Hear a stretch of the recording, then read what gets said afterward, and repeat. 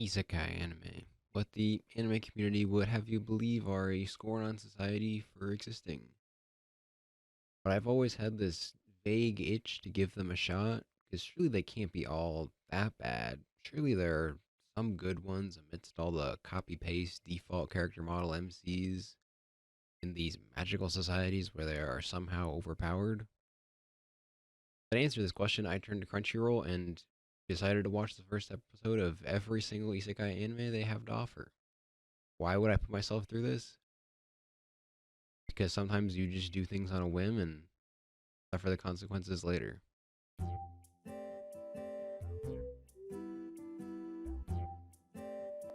Before we begin in earnest, I'm establishing a few ground rules that I might end up breaking by the end of this project. First, I'm only watching isekai anime that I haven't seen. I may end up rewatching some to cleanse my palate, but for the sake of the video, I won't be talking about them on their own. But for your viewing pleasure, I attach my thoughts on them just because.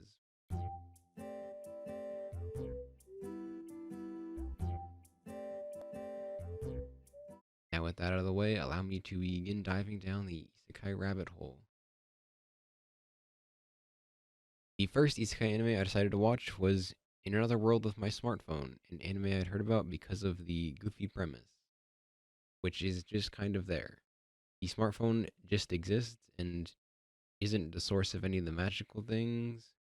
Ochizuki, the MC, is just like, don't ask about it, it doesn't matter. He is just OP independent of having a smartphone. The smartphone is just a phone.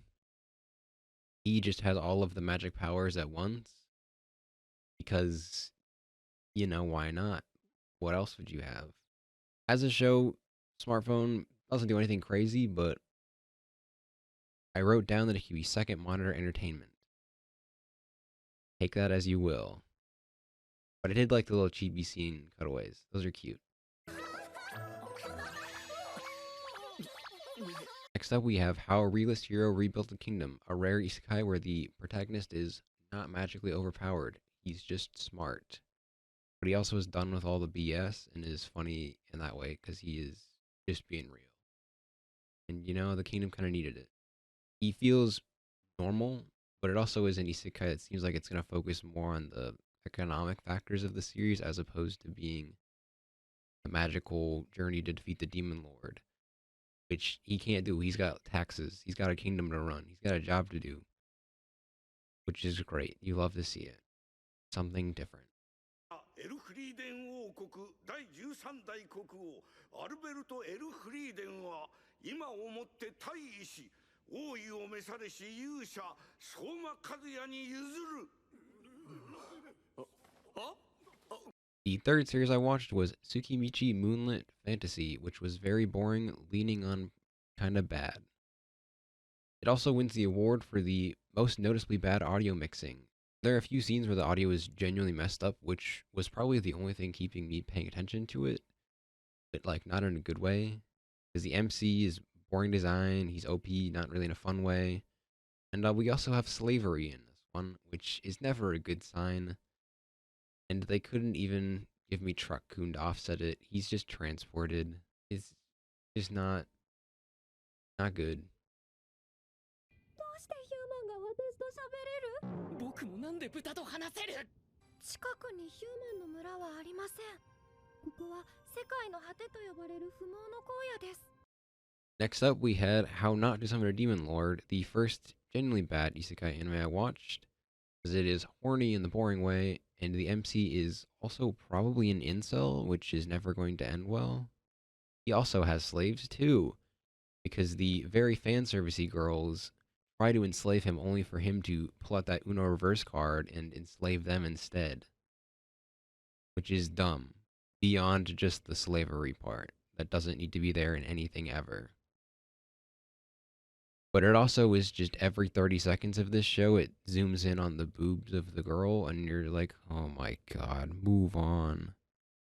I briefly humored the thought of taking a shot for every purely boob shot, and then I realized I would die of alcohol poisoning before I even finished the episode. I'm not going to watch any more of this. I'm good. Thank you very much.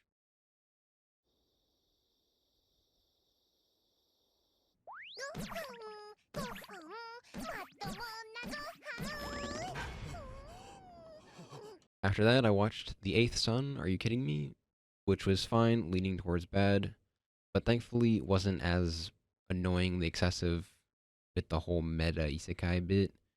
And the MC has brown hair, which good for him. He's finally doing something different, even if brown hair might as well be the next step down from the black hair isekai protagonist.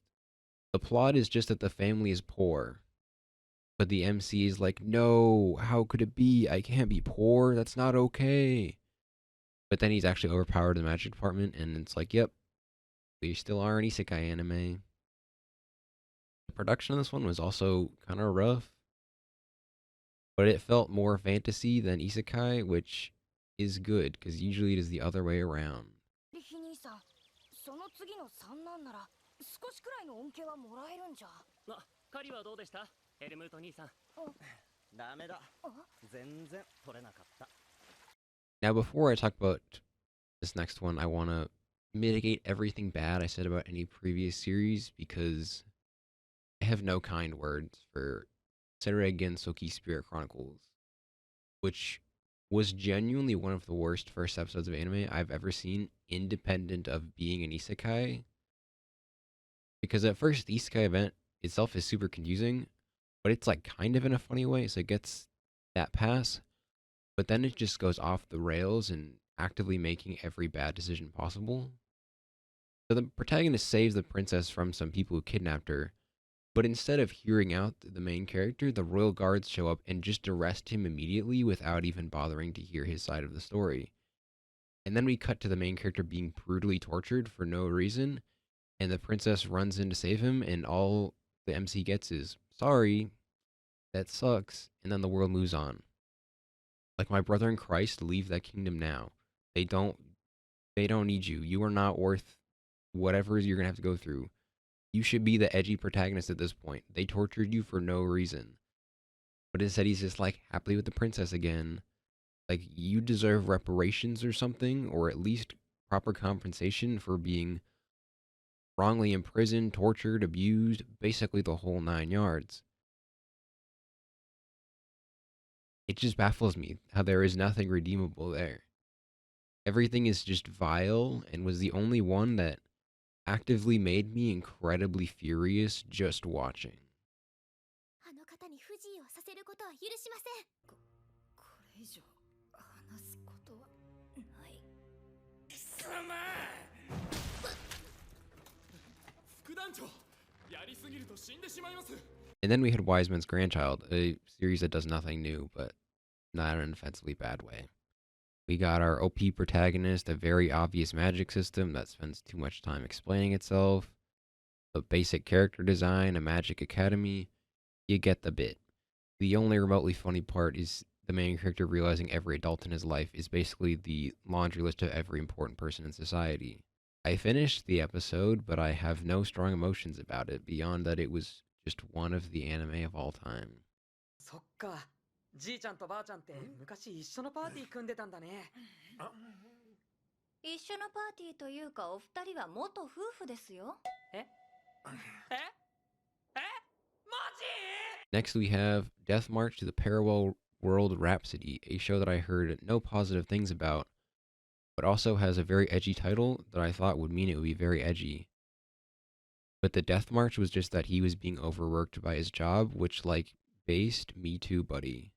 It did remind me of Japanese work culture, where it's like, yeah, just sleep at your job and have several coworkers push all their work onto you. That's just how it is. And then he falls asleep and enters the fantasy world that is a mix of all the games he was working on. But I don't think we actually know if it was isekai. For all we know, he could just be asleep. The assumption is that he probably died there, but we don't know that for sure. It does spend the first half of the episode building up to the isekai, which is good. It also makes me kind of like the isekai world he enters better because it's like a buggy video game full of a dumb mechanic he made where it's like, yeah, I'm OP because I programmed a mechanic to just be able to kill all of the enemies. It's just like he has this meteor attack that he basically just wipes an entire race with because it was a thing he made up in 3 seconds to get a guy off of him to do some work, and then he just has it in the game and goes, "Oops, I accidentally killed an entire race of lizard men," which makes him OP, and I can believe that more than just being OP as a whole. It's not the best, but like my brain can wrap around it, and there was effort expended there, even if it was like I did a dumb thing making a game, but I guess it's here too. But it did also make me realize I kind of like the more explicit video game system isekais, and this one felt a lot more chill once he established he was OP. And it's like another anime airing right now, or at least at the time of writing, A Certain Dude's VR MMO Life, where it's just kind of chill and they're just kind of vibing. And believe it or not, I think I would watch a little more of this. Maybe a second minor entertainment, but if I just like want to chill and put something on while I do something else, like I feel like that would be an okay one to put on. 鈴木さん、ストレージのチェック班からバグ報告です。無課金でのアイテム収納量無限バグならさっき対処したけど。Now we reached our first critically acclaimed isekai, Ascendance of a Bookworm, which, unsurprisingly, was a good isekai. The MC dies and a bunch of books fall on her, which is funny. But I think this isekai shines because, like, there isn't anything crazy. Main is just a kid who wants to read a book. She just wants to get that knowledge. And I imagine there'll be magic stuff later, but it's not in the first episode, and it doesn't really fall into all of the typical isekai traps that every other one falls into. And it also has a female protagonist, which is great. You'll love to see it. But I think Bookworm works because there's this certain wonder to the world where it's like, wow, this is how the society is, as opposed to like, wow, I'm OP. Here's how this magic system works. It falls into that category I kind of mentioned earlier, where it's like, this is a fantasy series with an isekai element, and not an isekai series with a fantasy element. And I think usually it's better when it is the isekai element and not an isekai series. 君の過去を調べさせてもらうぞ、マイン。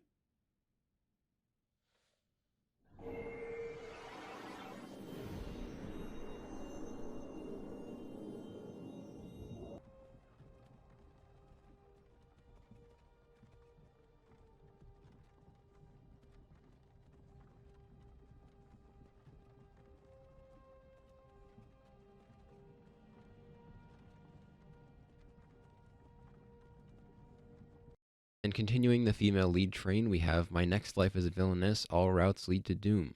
The first Otome game isekai, but most certainly not the last. Katarina gets truck-cooned, and in the context of the fantasy world, she just hits her head and all of a sudden has the memories of this Japanese girl. She figures out it's the Otome game she loves, but she's a villainess who's gonna die. So naturally, she's trying to not die. But also, she's married off to a guy like 8 years old, and I'm like, excuse me? That's too young, even for a fantasy world. I did also think there was a possibility of an incest route in the game before I realized I'd mixed things up. So I'm glad that wasn't there, but make it a little less confusing for my brain that has been smoothed over by all the other isekai. But all in all, it's a fun first episode that doesn't spend too long dwelling on the isekai bits and mainly focuses on Katarina, not dying.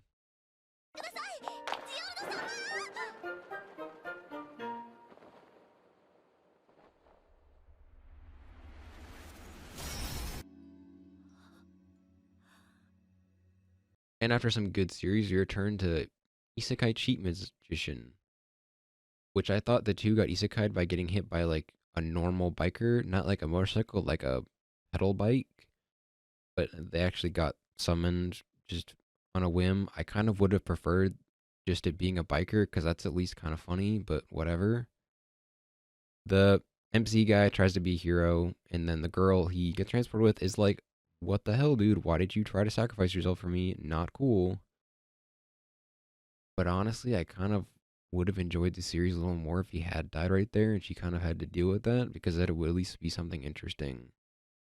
And instead, it's he's fine and she's fine, and it feels like the girlfriend plays isekai type thing where it's like the guy kind of knows, but the girl's like, oh, what do I do? It's like she's playing Minecraft for the first time with her boyfriend, except they're not dating because they can't do that yet. That'll probably be in like season 6 at this point. But the rest of the episode is just all the tropes and stuff. You get the magic aptitude test, and who would have guessed it? They're both superpowers. It was at this point I understood isekai anime for myself. They are anime Hallmark movies. They're not the worst. They're not particularly good. They are just consumable entertainment that can keep you entertained, even if not very well. The second highest rated isekai of this batch was the Saga of Tanya the Evil, an isekai I knew was good. But if you go off the first episode, you can't really tell it's an isekai. But that's kind of good because it makes the thing go a lot harder when Tanya wipes her entire platoon on her own. And it was here I realized what makes a good isekai, which is that there are just no isekai tropes. It is just a standalone series that eventually I will learn has an isekai element to it. And as I said before, it is a series that puts the genre before the isekai tropes, and that's the good way to do it. It is primarily a war series, but there is an isekai element in it, which is fine. I can live with it more that way. Tanya's still OP, but the world is built enough where I'm okay with it. It's not constantly poking fun at itself, but instead is just telling the story it wants to, and also there's an isekai element in it.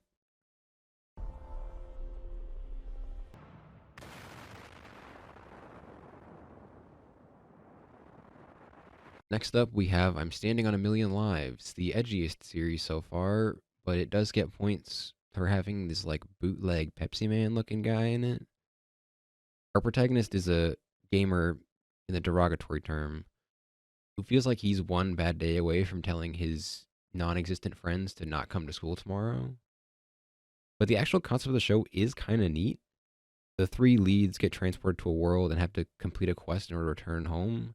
The quests are all varying difficulties, but if they all die at once, the game ends and then they all die. So their first task with our newest guy is to defeat this big demon that wipes the floor with them and is very much stronger than all of them.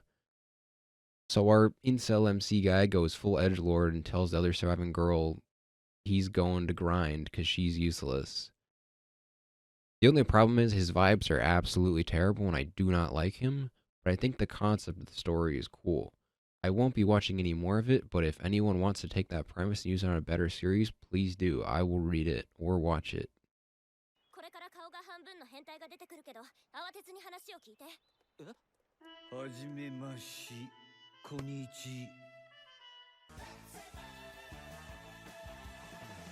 In other news, high school prodigies have it easy even in another world.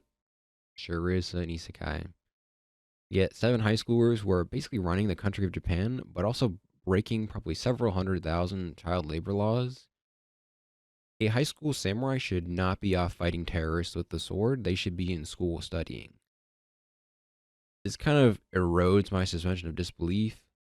But after a point, I gave up and was like, yeah, sure, whatever. They're just that smart. It's fine. Whatever, dude. I'm over it. But anyway, their plane crashes in a fantasy world because, yeah. And the one girl has a nuclear reactor in her plane for some reason that somehow didn't explode in the crash. And then an elf rescues them who is meant purely for fan service. But it does seem like it'd be kind of enjoyable to just like watch this little village prosper. But I could not get over when this happened.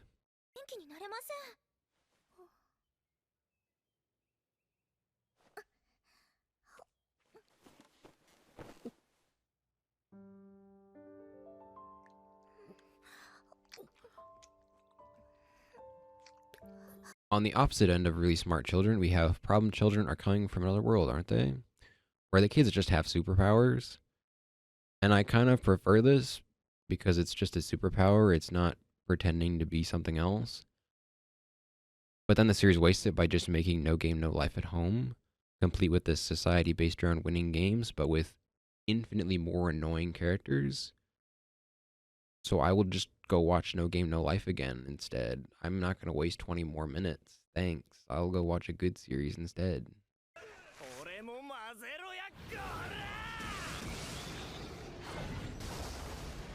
Next up, we have another female-led isekai, but not in the fun way, where we have Didn't I Say to Make My Abilities Average in the Next Life, which has every isekai trope, but this time there's a female lead.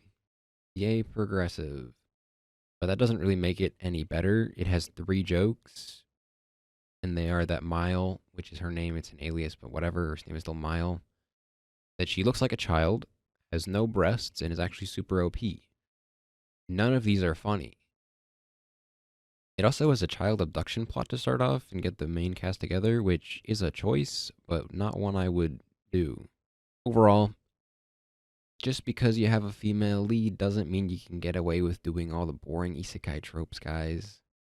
Hate to break it to you. はい来ました異世界転生名物暴走トラック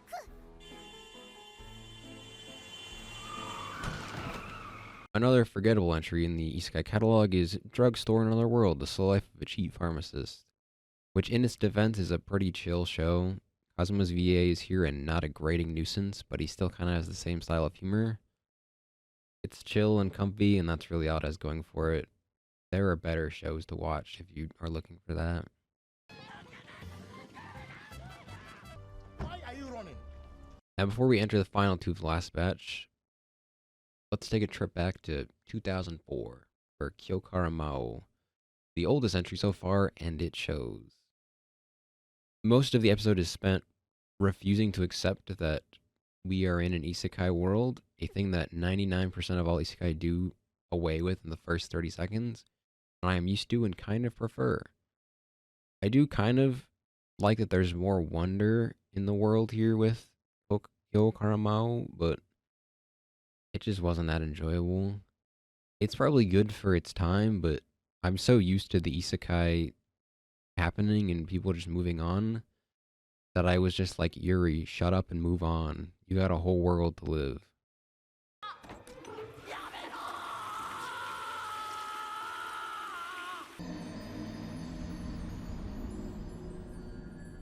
And lastly, we reach our final 2 entries, both which are actually short anime in Isekai Izakaya and Isekai Quartet. Isekai Izakaya is just an ad for cooking. They even spend the last few minutes of the episode showing a real cook make the food from the episode. なんと居酒屋定番メニューの熱々おでんが大変 Whereas Isekai Quartet is the isekai snake biting its head, or however that metaphor goes, because it's just isekai anime getting isekai'd again. But for context, I dropped Overlord after the first season. I've seen a singular episode of Tanya. I literally watched the first episode of Tanya right before watching Isekai Quartet, so I have no understanding of that. I do actually like ReZero, but I actively enjoy Konosuba less and less with each passing day. And naturally, I didn't enjoy Isekai Quartet, mainly because I find the Konosuba cast incredibly grating on my ears now, and this didn't help. They just don't shut up. I have in my notes several times some variant of Aqua needs to shut up. But on the other side of that, I also realized that Kazuma has the, he's right behind me, isn't he, kind of vibes, which isn't anything important. I just thought it was funny. So I think you can tell I didn't enjoy it, but I imagine if you like all 4 of those things, you probably will. 待て、まずはクエスト報酬の整理からだ。そんなのいいじゃない私の体を見てちょうだいジャイアントトードのせいでベタベタ And with that, we have finished the first batch of Isekai anime. I still have like 40 more to go. I'm splitting it into parts because I actually want to make progress on it. And after watching like 6 hours of largely mid anime, I need to sever the cord for a little bit. What did I learn from this first batch? A lot of Isekai anime are just simply fine. They aren't as aggressively bad as it felt like the cultural consensus made them out to be, but very few were like actually good. They just kind of existed and have minor twists to a similar premise that my appreciation of them kind of varied, but I can't say beyond a couple that I would actually want to watch more of them. But at the end of the day, my dropped list on my anime list is thriving. There's so much more there. So at least something came out of this first part of my deep dive into all these isekai anime.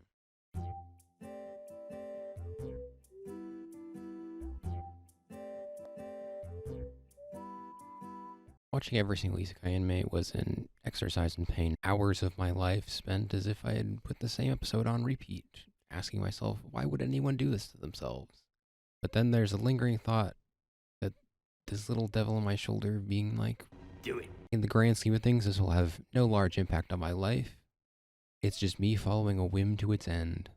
I'm not gaining a useful skill or even a cheat skill, but sometimes you just gotta do the dumb thing just for the hell of it. Without further ado, let's get back into watching more isekai anime.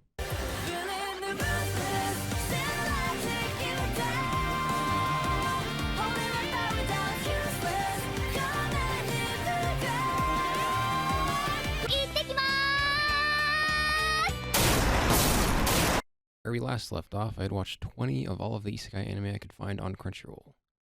I thought about making this several parts, and you know, here we are. I didn't do that. It's just one big one.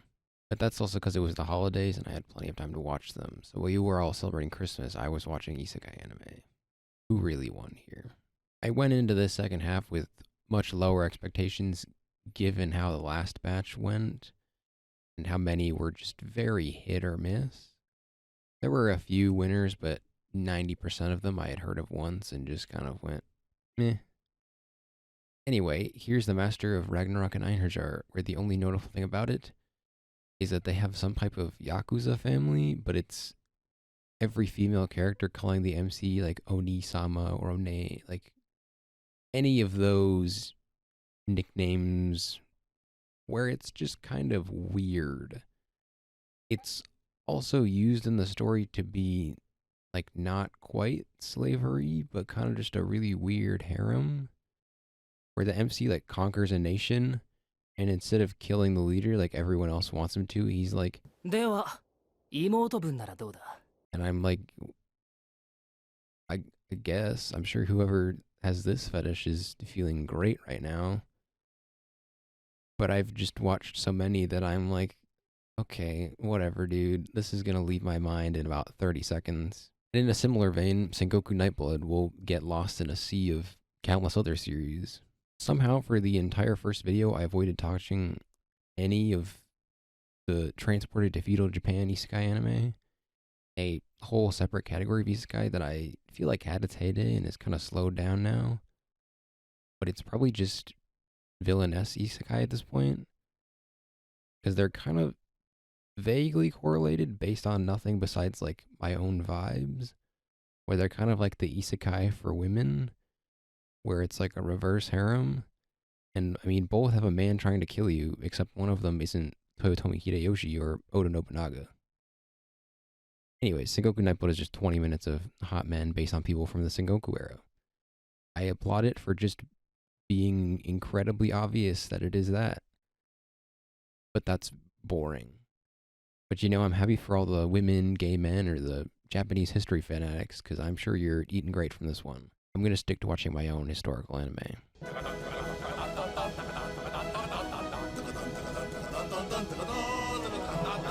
Now that's cinema.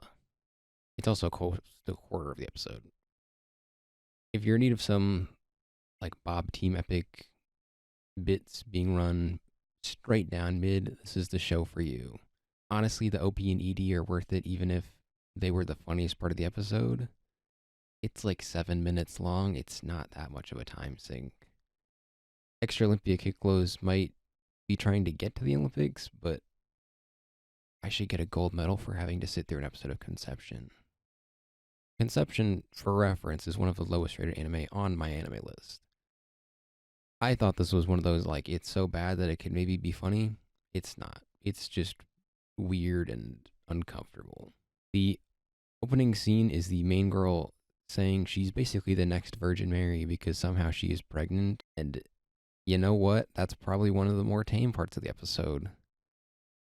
Where I left was when the male MC gets captured and the first remark the captor makes is, and I'm like, I can handle horny anime, but then something about Conception just sent a shiver down my spine. But I mean, shout out to the director, Keitaro Motonaga, for directing the Digimon Adventure Tri movies, School Days, Katanagatari, and a few other shows. I haven't seen most of those, but if I'm cursed to know that knowledge, you are too. How do you pivot from conception? Like, I'm trying to make this flow together better and like lead into the next thing, but I'm here like, oh yeah, you know what series existed before the Scourge that is Conception? The Silver Guardian. While working through these episodes, I hit points where I tried to just truck on through shows by looking for shorter ones. For some reason, The Silver Guardian is a short anime. The key visual looked kind of cool, so I hoped the action or something would cleanse my brain from the conception plague. But unfortunately, it really didn't. It just kind of came and went from my mind even quicker than its shorter runtime. It could have really used those extra few minutes of runtime, even if I imagine it probably just couldn't get them. It just felt like it never got started, and then voila, the episode is over. But it's also just another the gamer has to save the world kind of isekai, but this time he has crossed. But once I finished this, I took a break from my session to clear conception out of my mind, because that's what any sane human being should do.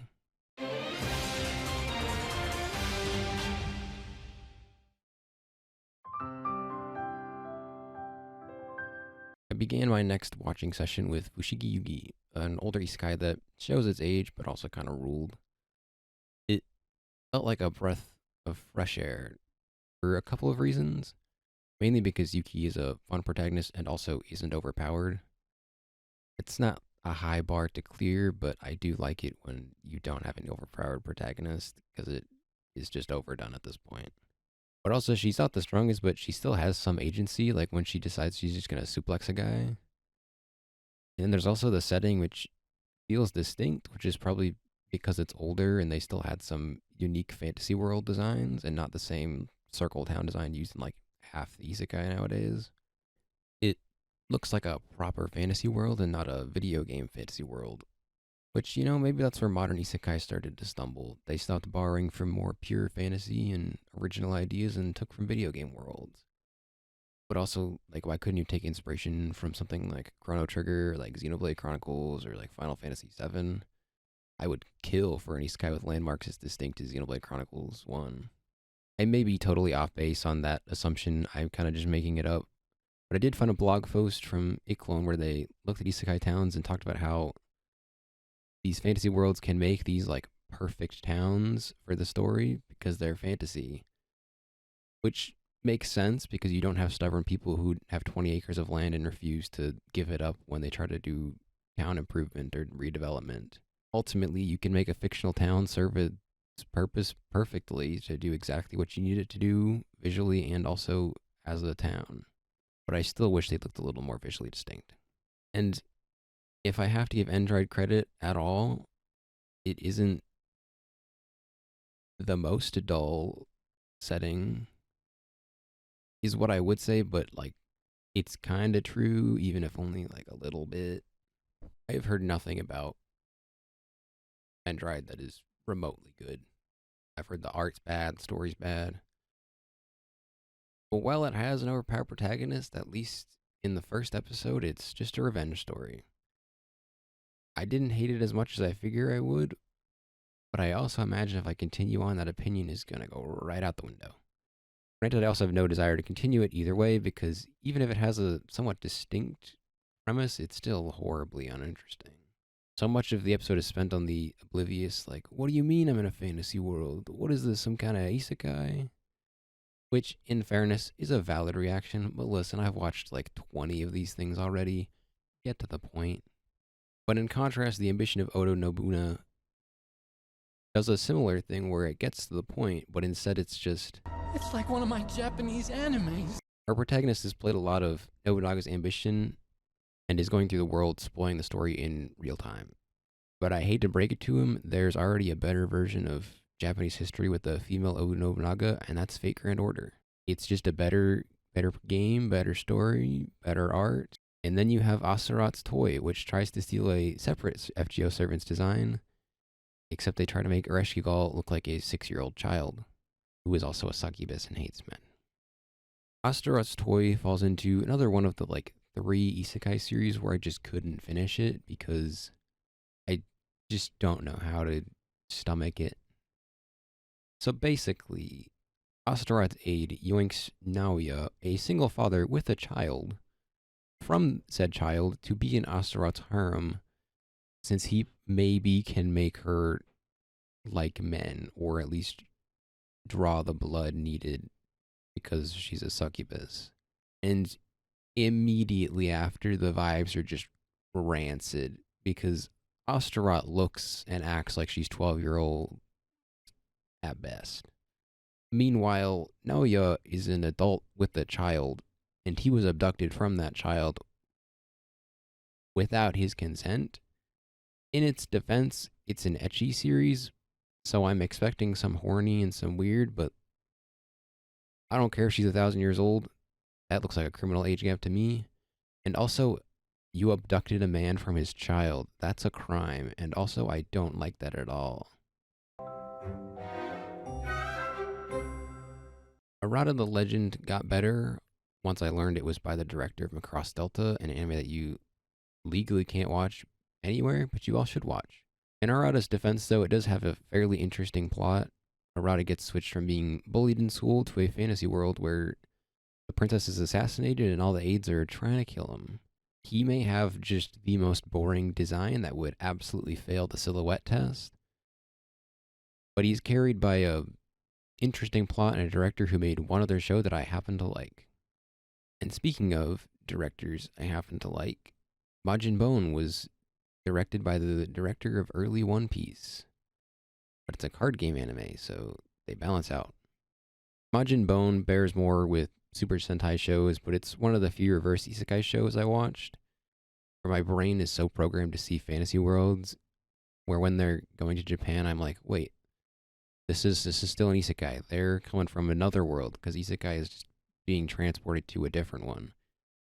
So if you're from like the Majin Bone universe, modern day Japan is a different world, technically. The show itself isn't anything crazy at all, but it's also like 50 episodes, so that's to be expected. And it's also a card game anime, so that will do it as it wants to do, and we'll probably get like 8 million seasons. It's not the traditional like Yu-Gi-Oh kind of card game. It's more like Luck and Logic, where the cards are integrated into the story in the world, and not like actual cards like you're watching Yu-Gi-Oh. But somehow while watching these, I managed to get 2 reverse isekais back to back, because I watched Sengoku Collection.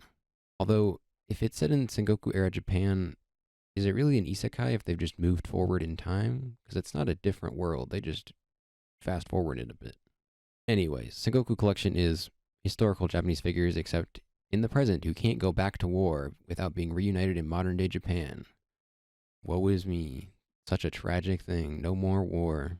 But in the meantime, you get a very standard, vaguely horny anime where you've got your flustered male get aroused by Oda Nobunaga being naked in his house, and I'm sure you can figure out the rest of the antics that ensue. It does have some vaguely good character designs, but some of them don't really feel like they'd fit in a Japan of the Sengoku era, and instead feel like a cosplay outfit for a non-distinct character. And now we reach the end of all the anime Crunchyroll classifies as fantasy isekai, their easiest way to find isekai, aside from there being so many that you just stumble across one any given time at the top of the website, because there's always like 6 airing.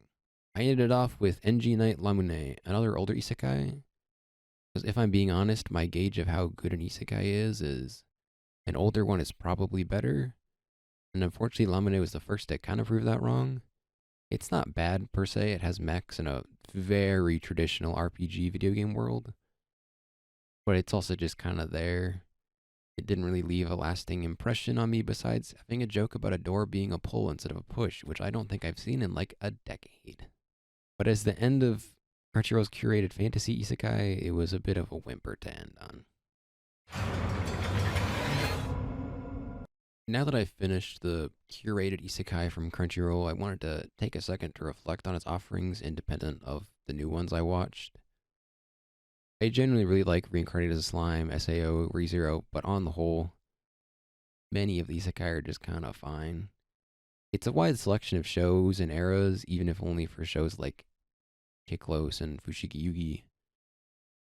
But it does have big, we made this list once and have not updated it since energy, which if you go with it being that there are so many isekai, oh man, I can't update the list, it's too many.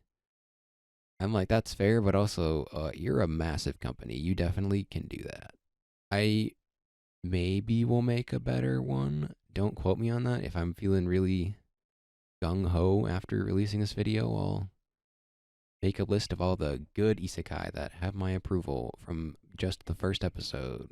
But probably I'm not going to do that because then I would have to like actually watch a lot of these shows, and don't really want to. I briefly considered making I finished all these isekai for just this fantasy one, and then I remembered I'd have to finish Conception, and I went, no, I'm not going to do that. That's a bad idea. But if I had to pick from their curated list, I would just say watch SAO, Reincarnated as a Slime, ReZero, Konosuba, even though I don't like it like people do. Probably Ascendance of a Bookworm, Grimgar, Ushiki Yugi for like your classic one. And then like Shield Hero or Overlord, depending on your kind of fancy thing. But now we get into all the shows that I had to find on my own from just scrolling down Crunchyroll's alphabetical list and going, that looks like an isekai.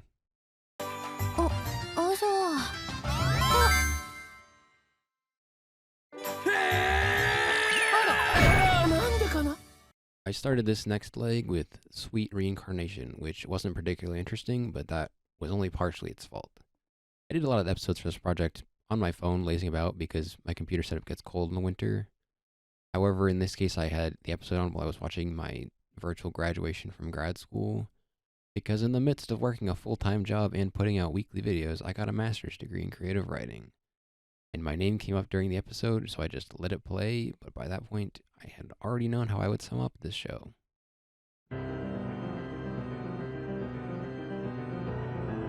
Anyway, if a company wants to hire me, please do. But speaking of things I'd love to have in my life. あまり無茶しないでくださいね。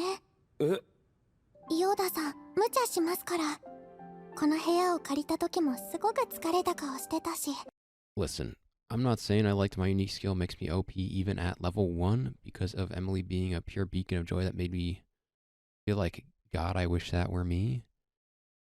But it's definitely like 90% of the reason. Because as I said in my notes, men only want one thing, and it's to be loved and appreciated. And I was based for that one. But the other thing men want to be is allowed to cook. Which in hindsight, I probably should have watched this next show after Sweet Reincarnation, because then I could have used that transition there when it was probably better. But anyway, campfire cooking in another world with my absurd skill fits into the category of isekais I generally like more, which is the ones that are pretty low stakes. I don't care about demon lords, I don't care about beating them, I just want to chill and relax while in the fantasy world. Don't get me wrong, I can still get invested in the more traditional isekais, but I feel like they do less unique things when it's propped up against the ones where it's just like, I got reincarnated, but I have one very specific skill that lets me relax in a fantasy world. And not overpowered guy number 1000 going, I gotta go kill the demon lord. So campfire cooking gets by on being fine, but why Raeliana ended up at the Duke's Mansion gets the award for the most unexpectedly great isekai premiere. I think part of my affection for Raeliana was that it felt so fresh compared to all the sameness of the other isekais I'd been watching. But the drama and craftiness of Raeliana, just the first episode was great. She's also trying not to die, but she's doing it by just throwing a wrench in everything, and I immensely respect that. I respect a woman of action, even if I imagine this could go down the more traditional romance route later on. But none of that sounds bad, unlike the brother in the reincarnation of the strongest exorcist in another world. God, these names are so long. I'm not sure if Reincarnation of the Strongest Exorcist has the most wasted pre-isekai world, but it is amazing how they have this already magical world where the MC is doing 6 spells against spirits, and then we transition into generic isekai number 632, with one of the most infuriating older brothers. So we have Seika, the main character, has an older brother, Gray, who is just the most insufferable person alive. He's basically constantly bullying Seika, and they're like, you're trash because you have no magic power, and I have more than you. It's like, you're 6 years old, buddy. Like, grow up. But then Seika pulls up with his magic spirit magic and is like, sit down, boy. But in a nice way. He's not going to do that, because that would stir too many fires. It was nice, though. It was nice to humble him, not quite the way I wanted, but at least it made it very clear that this guy is much stronger than you. He is just being humble about it. And another series that's very self-evident is Harem in the Labyrinth of Another World. I don't feel like I need to say more here, nor do I really want to. It's a harem in a labyrinth of another world. What do you know? But I will, because guess what, everybody? The main character has what's probably a slavery fetish. I hate that I said that sentence. And guess what he can make money in the dungeon to do? Buy more slave girls. That's not a harem, my guy. That's a crime in most places of the world. While writing this script, I'm having such a great time being reminded of series that had exited my mind, and it was better they stayed that way. But now I have to unearth them to tell you that the harem isekai show with slavery in it isn't that good. Anyways, I got a cheat skill in Another World and became unrivaled in the real world too. Isn't that good either, but I imagine it's peak male fantasy for the demographic of high school loner boys out there who are getting bullied and generally undesirable to other people. And the solution is just find a magic door to an isekai world where you can get jacked so all the kids in high school like you more because all of a sudden you're ripped and can like kill a person by touching them.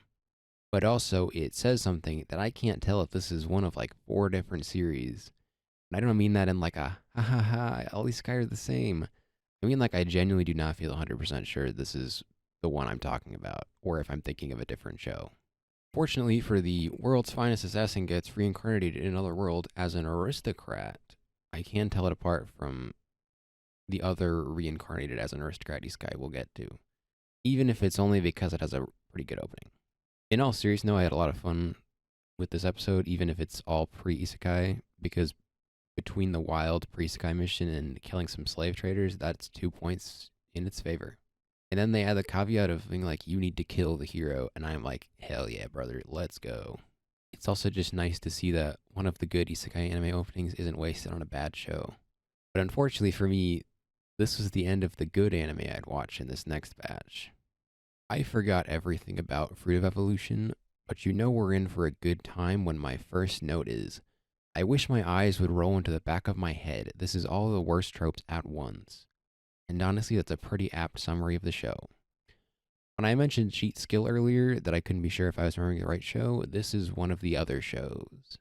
The process is the same, except cheat skill leaned incredibly hard into like the edginess and making sure the audience knew that this protagonist's life was just the absolute worst before he got to go to the other world and get jacked. And Fruit of Evolution doesn't have that. And unfortunately, the next show didn't get any better. My one-hit kill sister has nothing going for it. The protagonist is pointing at every single reference going, it's just like that video game.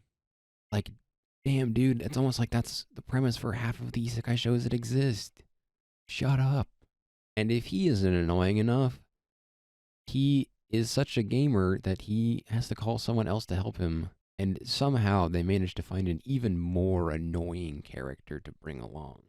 The aforementioned one-hit kill sister is uncomfortably obsessed with her brother to the point where she almost took her own existence from the earth to join him in the isekai world. But it's okay, she's in a coma, actually. But either way, I have genuinely no words for how dumb that is. Every second she's on screen shakes my being in discomfort. But of course, because this is a male fantasy show, she doesn't get any credit for being overpowered and killing all the big monsters. They're like, wow, brother, you did so good. And the guy's like, you can't, sister, man, don't do that. You can't get credit for that. It's my job. Like, you've already got 2 of the most annoying characters, and now you're adding sexism in the workplace? Come on, guys. We're better than that. But after 2 bad shows in a row, I cut my losses and I called it good for a day and went on to go do literally anything else. I'll probably play Fortnite. Full Metal Alchemist. Full Metal Alchemist. After watching enough of these isekai anime, I had the brilliant idea to work on an isekai first episode bingo. partially because after a point, several of my notes ended up just being some variant of course there's this trope I've seen in 10 shows now, so I compiled a bunch of them into a bingo card, because why not? Got things like having a magic aptitude test, having to keep their overpowered skills a secret, dying of overwork, being transported to another world, having all of their overpowered magic powers immediately. You get the point. After a point, it becomes funny to see just how many follow the exact same concepts or use the exact same methods with their slight twist in how it's delivered. A good example of this is the magic aptitude test, where it's the most used trope, probably. It's used a lot, but it's also implemented differently in like every single isekai, where sometimes it's like a magic orb, or a magic scroll, or even a magic book. I know, riveting distinctions. Functionally, they're all doing the exact same thing, but it's fascinating to see how you change it up, because you can't just copy from a different series. That would be plagiarism. You have to change it so it's a magic book instead of magic scroll. It's the same idea with the magic systems, where basically all of them use elemental magic, but how they cast the spell changes, or how they manifest it changes. A lot look very similar, but some have the spell just be shouting fireball, and a fireball appears, while some make a whole ordeal out of chanting and all that fun stuff. And then, of course, some just immediately cast the OP skill, because why not? Basically, my point is that you can say all Isekai anime are the same, but they aren't. They may look similar and follow very, very similar premises and plot lines, but there are differences you can find. And after watching so many, my gaze shifted from, another magic aptitude test, to, oh, they use a magic book this time instead of a magic orb. That's kind of neat. It's a little thing, but ultimately that's what makes it a little easier to trudge through so many of the same thing. Anyway, let's get back to the isekai shows now.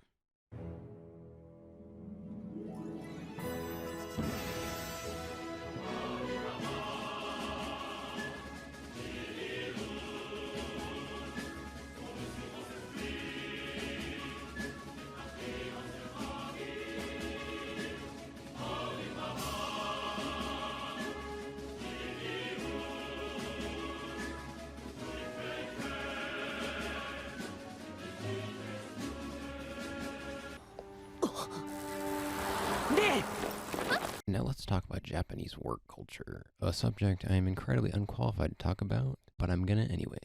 All I know is that it's taken a lot of lives of people who end up being reincarnated in isekai worlds. I Will Survive Using Potions is another entry in that catalog, except this time before going to our new world, our protagonist Kaoru actually gets to say goodbye to her loved ones instead of being whisked away by Truck-kun. I actually really like this idea because it is just a good way to put everything in context, where 99% of the time they just are insta-transported, and it's like, yeah, they left the family behind. So instead, you get to have those final moments to be like, see you guys, I'm off to go to a fantasy world. Which, in hindsight, Kaoru's family is very accepting of, but, like, what else are you gonna do? But it's an interesting thing, and that's all that really matters. And I Will Survive Using Potions is a pretty engaging isekai in that it does some interesting things. Mainly, it's just that the protagonist is pretty conniving in a way, but she's also very realistic about the situation she's been put in. He's like, yeah, I'm not trying to die, like, give me an OP skill and, like, let me make it work. And in fairness, even if she's OP, she's doing it with potions, and is like, well, I need the potions, and I need the box to store the potions, and I need this, this, and this. It's very logical, and I like that. There's still magic and stuff, but the introduction and the powers Korra gets make sense and aren't super OP. And also she's using them for good, which is nice. Everything kind of lines up, and you're like, yep, this is going to be a chill time. Which is not what I could say for Summon to Another World for a second time, a isekai that just doesn't make a whole lot of sense. Summon for a second time suffered partially because it is bad, and also because I watched it right after watching a Free Run episode, where Summon for a second time goes with the premise of the MC having already done the isekai once. He's been there, done that. But then he is suddenly whisked away to the same isekai world he has already defeated. And the first episode tries to harness that, like, nostalgia where everyone's like, oh, it's you, look, so glad you're back. And then one is like, I am now a human horse for you, or human chair. And I'm like, well, if I cared any bit, which I didn't, I now definitely don't care. Because the problem is that everyone's like, oh, I missed you so much, or oh, I'm so glad you're back. And I don't know who these people are. I have no affection towards them. There has been nothing built to make me care. Where Freerun does it because it gives us that first episode to get us invested and ties it in nicely throughout the rest of the story. Whereas someone for a second time just brings up a past that we have not seen and expect us to care as much. So in fairness, maybe the series could be decent if they just dropped the second time part and then introduced us to them as if we didn't know them. It probably still wouldn't be good, but it would probably be a little less bad. But anyways, let's go to a show I actually enjoyed.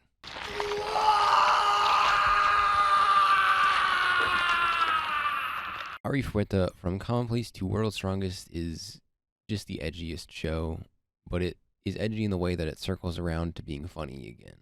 It had a bit of legwork done for it by having one of, if not my favorite, Isekai anime opening, but it was also just a fun episode. It's kind of like another series, Berserk of Gluttony, except it's a lot less bad and there's a lot less abuse in it. But the actual experience of watching the episode was watching me get on board with it in real time. It starts off, it's kind of generic. I'm like, this isn't hooking me. And then our boy Nagumo gets trapped in hell with all the scary monsters trying to kill him, and he decides to be a freak about it. And it just becomes the king of edginess. He eats the turn your hair white monster that makes him stronger and cooler and everything. And then all of a sudden he's just this edgy white-haired killer with guns and grenades and all of that in a fantasy world. Most of which I genuinely don't know how he got, but I don't care because it's really funny. Which is what I could say about Kimono Michi, but I'm not. It wasn't actually that funny. I lied. Honestly, a pro wrestler who loves animals being isekai'd could be a pretty funny idea, but it isn't when the animal lover is really weird about it. I'm glad he loves all animals, every kind, including like the isekai animals, but when there's an extended scene of him like rapidly petting the like wolf people and them very clearly being implied to be like getting off to it, I guess is the best way to put it, then I'm like, I'm gonna head out now. This is kind of weird. I have to get it credit at least because it's distinct. There aren't too many other isekai like it, but that's not always a good thing, and it definitely is not here. But I have to give another series, Aristocrat's Otherworldly Adventure, no credit at all because it is not distinct either. It's just boring. But before I talk about the show directly, I want to go on a little bit of an aside that's starting to get on my nerves a bit, which is that so many isekai do the whole you've been reincarnated as a baby, which is like, yeah, sure, whatever. But then by the end of the episode, they're like 16 and off to high school. And at that point, I'm like, why did you bother with the baby stuff? Why not just make them a high schooler if you're going to basically zoom through it in like 20 minutes? I get it's kind of supposed to give them like the practice and the development to like be good at it, but like I don't care. Like get on with it, buddy. When it's an adult in a baby's body, it is always a little bit weird to me.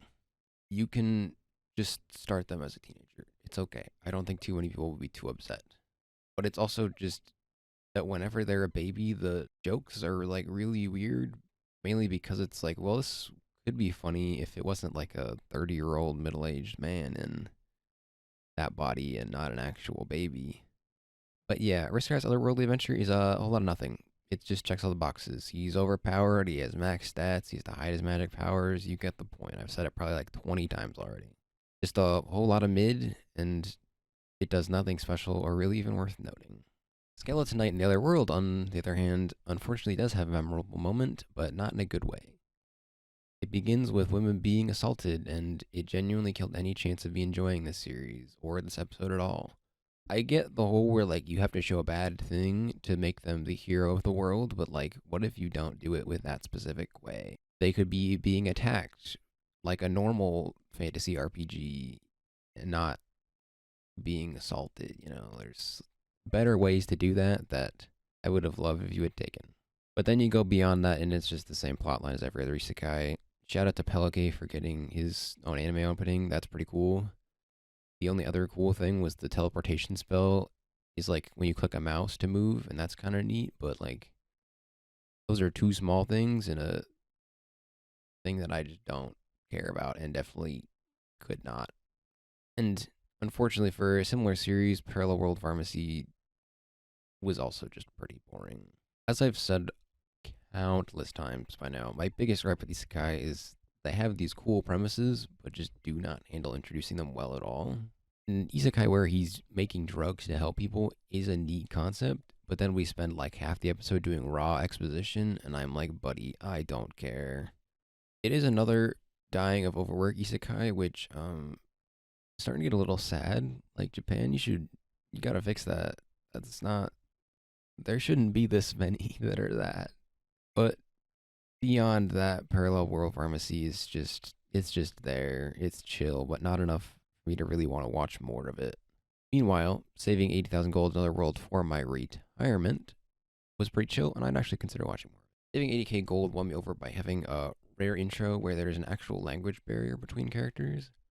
Granted, it's done away by the end of the episode, but it was a large part of the episode, which is neat to see that there's still some communication across the barrier, and also that it seems like it's going to be pretty chill either way. The family that rescues Mitsuha, the protagonist, seemed like really good people, and that always helps for a comfy show. And also there's no demon lord, which is great. We love to see it. The only thing that's happening in this world is some good old-fashioned capitalism. Because, I mean, you got fantasy goals worth so much, who wouldn't use that to retire early? The last show before we enter the home stretch is Other Side Picnic, a show directed by the director Steins Gate that I thought would be wildly different based on the name. But instead it's this horror anime where we go to these different worlds and meet what are probably like creepypasta monsters in some way, but in like anime form. It had this really engaging world where I'm genuinely intrigued as to like where it will go, especially considering the show's called Other Side Picnic, and it seems like the other side is not a picnic, considering they've almost died like every time they went in. It also had like an indie horror video game vibe, but apparently it's based on a novel, so like, what do I know? But it definitely is one of the better episodes. But now we're into the home stretch. The final stretch of Isekai anime begins with By the Grace of the Gods, another entry in the Overworked to Death Isekai. So this time our MC has a lot of slimes doing basically everything for him.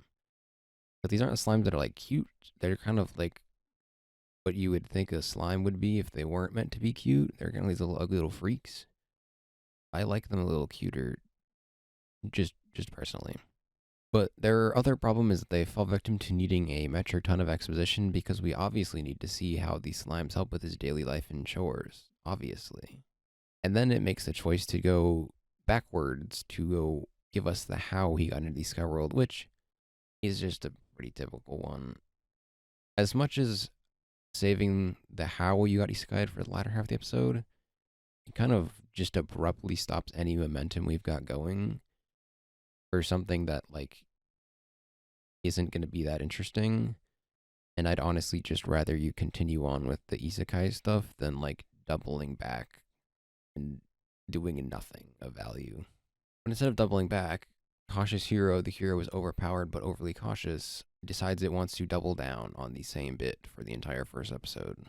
Honestly, who could have guessed the cautious hero spends the whole first episode barely in the isekai world and instead functionally in a hyperbolic time chamber? Which, unfortunately, is only half the problem with Cautious Hero.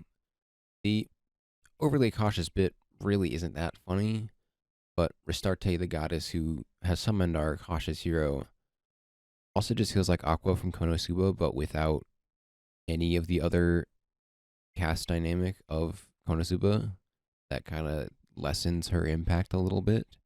All of that is to say I find her incredibly grating, even more so than Aqua, which I didn't think was possible. But if you find the Cautious Hero bit funny, then I imagine you can get through this show. But I was over it like the second time they ran it down mid. But speaking of shows that if you find the bit funny, you will get a lot out of it, let's talk about You Love Your Mother and her 2-hit multi-target attacks. I will give this series credit for giving you exactly what you signed up for. All those MILF lovers out there are going to love this. I'm not that guy. Not that guy, pal. I find their dynamic a bit off-putting, but the entire time I'm there like, yeah, I'm not who this show is supposed to be for. So I'm just gonna walk away, let the MILF lovers have that one. Good for you guys. Happy you are eating whatever it is. And I'm gonna talk about I've been killing slimes for 300 years and maxed out my level, which is a series for me. I love just the most chill isekais, even if basically all of them are the result of overworked people dying. I don't need the stakes of a demon lord. I'm just here to chill and live life. Killing slimes remind me a lot of Leodale, where she's overpowered, but in a chill way, so I don't really care. And she also doesn't let people overwork themselves, and she's based for that one. We do love a protagonist advocating for a healthy work-life balance. Anyways, fellas, question for you. Is it gay to be attracted to your boy who got transported to another world but is now a woman? Life with an ordinary guy who reincarnated into a total fantasy knockout aims to answer that question. I don't think anyone was asking it besides the boys when they're like 12 beers deep, but glad to know an answer exists. And like several of the series we've talked about, your mileage on the comedy here may vary. And it didn't really work for me. I just wanted them to get in the romance. Stop running the same bit down mid where it's like, nah, I can't show I'm attracted to my homie. That's not cool. And I'm like, buddy, it's 2024. People do that every day. That's just how things are. But now we got to rewind time to when that wasn't the thing. To a classic in the isekai genre, mainly for an iconic opening. I'm talking about Restaurant in Another World, one I was eagerly awaiting, and it delivered in every way. But also because I'm fully aware of what I'm getting into. It's a normal chef cooking for isekai folk, and that's all I need. The OP can carry me too. But also, a point in this one's favor is that it is a cooking isekai, and half of it isn't a live-action cooking segment. Save that for the cookbooks, which, in fairness, is not a high bar to clear. There's a very specific niche here, which was that isekai izekaya. But it's there, so it's one nonetheless. But as I've said, if it's a chill isekai, I probably like it, and Restaurant in Another World definitely fits that bill. And on the entirely opposite side of that spectrum, we have Kamikatsu working for God in a godless world.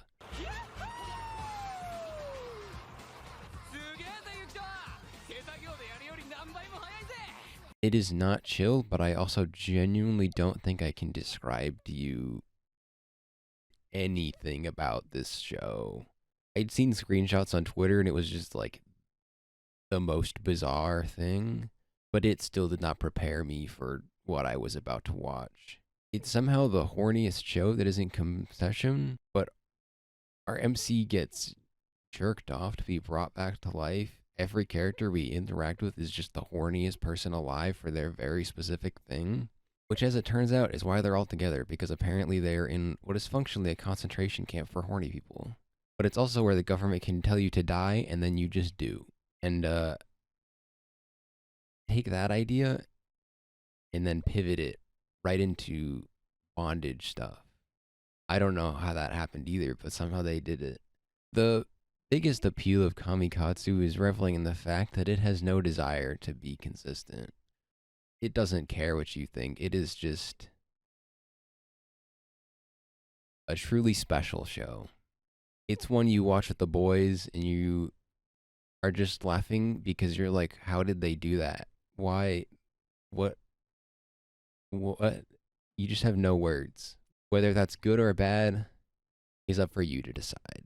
I think it's funny. And lastly, which is what I would say if I hadn't actually missed a bunch of them, because I don't know how to read, and also there's like 60 things on here, so naturally a couple slipped through the cracks. You watch Magical Knight Ray Earth, another old isekai based on a Clamp story with a lot of positives.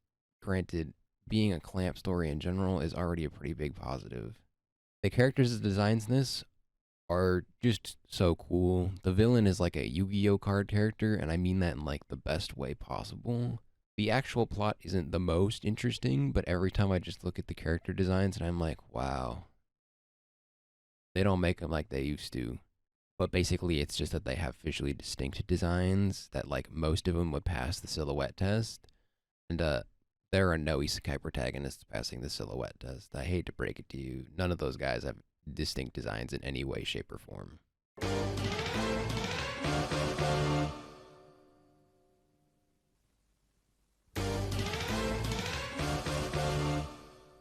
But now we actually enter the final arc of this arc.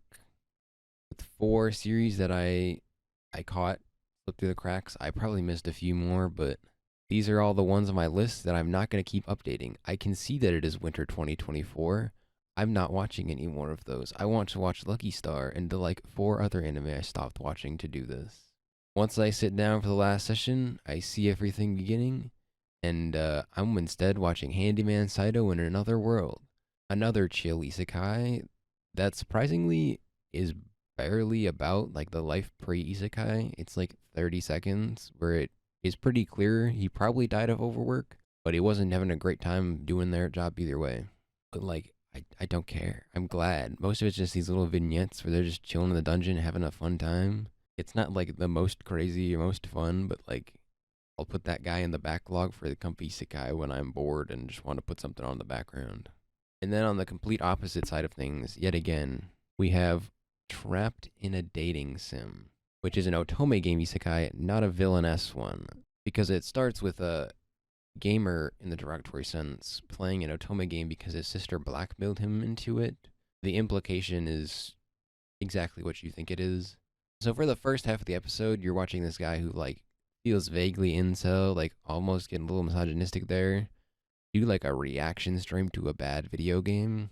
But then we enter the game and it becomes much more enjoyable when it's just this dumb video game world with a kind of traditional villainess type vibe that all of a sudden has like sci-fi in it, because why not? It reminded me a bit of Utuare Mono, where all of a sudden there's this sci-fi aspect to it. But in contrast, our boy isn't overpowered. He's just trying to live a decent life. And somehow I was enjoying myself by the end. Not like a crazy amount, like temper your expectations here. But I'm glad it leaned into the silly nature of the world instead of feeling like I was waiting for someone to start saying slurs.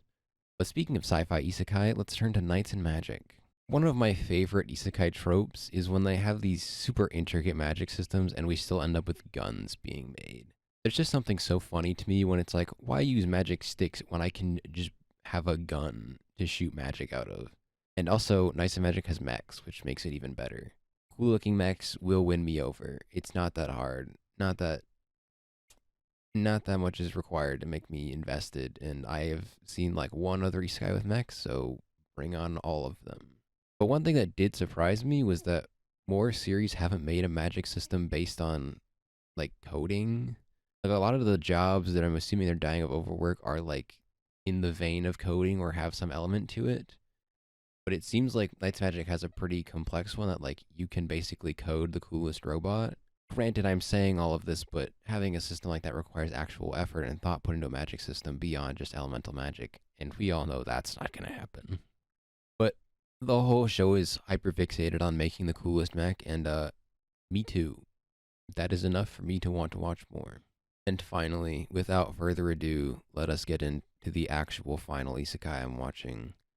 A classic of the genre that recently had a collab with McDonald's. Talking about The Devil is a Part-Timer. One of the quintessential anime in the isekai genre for me. And it delivered on that by being an isekai where the characters actually have to work. They are not overpowered, and that is great. Which I think partially is a product of it being a reverse isekai, because like they don't really have powers in modern day in Japan. I mean, they kind of do, but like they're very weak apparently. But it is nice to have the devil just working at McDonald's, being like worrying about his finances. Like that's funny. And so far, there's no like typical romance or like weirdly horny guys all the time. It's just that guy at work who is acting too nice at his job, especially considering it's a fake McDonald's. Like I know you are not enjoying that job. You should not be doing that. Find a good one. But it also had a language barrier, which is pretty sick. I do love a good language barrier factor in the first episode. Because it's a nice little change where it's like, oh no, I'm super strong and I have to hide everything. Where instead it's like, oh, I just can't talk to you. Which also like makes sense when you get transported, because it's like you are in two very different things. Like, you shouldn't just be immediately able to communicate, even if like it is all done by the end of the episode and we're fine with it again. Like, it's kind of what I expect at this point. But all in all, it is a much more fitting end to this isekai project, ending it with a classic of the genre. はあ、しばらく村に泊まるか。And with that, we are at the end of the journey. Almost 70 episodes of anime, basically an entire day of anime episodes. And what did we learn from this adventure? I learned to never subject myself to watching things I don't want to. I don't understand how people can do these videos where it's like you spend 4 to 5 hours playing a really bad game, if not more. Like, we are on this earth for such a short time. Why are you spending 20 hours playing a bad game when you could spend 20 hours playing a good game that you enjoy? And in fairness, I kind of just finished it because I was like, man, I gotta finish this. I'm halfway through. I'm in too deep. And also because I saw Giga making so many videos where he's like, Isekai are kind of good. And I'm like, I'll give it a shot. I will not be watching any more Isekai after this unless it looks genuinely good. I am more inclined to give them a shot, I guess would be the biggest gain from this adventure. But I also am fully aware that I probably will not watch many of them because they all just don't look that great. I think the big change here was that I used to be very averse to isekai anime, like a normal person and like most people, where you see the same thing 8 million times and you're like, that doesn't look good. It also looks like the last 4 ones we talked about. But you know, not all of them were that bad. Some of them were kind of good. Only like 3 or 4 were truly terrible, but a lot of them were very boring. I'll give them that. Most of them enter and exit my mind, and I don't think I will think about them for the rest of my life. The only thing that got bigger from this list is my dropped list on my anime list. But, oh well. Sometimes you get a little spontaneity in your life. So what's next after this? One big project's done. I have no idea. I don't have too many long-term projects on the horizon. I'll probably think of one. But after this, I'm like, I don't want to do any more of these watch every type of anime in this thing made. Unless it's like shows I'm actually interested in. But like, I'm good watching isekai anime for a while. However, I did watch all of them. And you know what that means. We got to do a YouTube classic. The Isekai anime first episode tier list, baby. Let's go.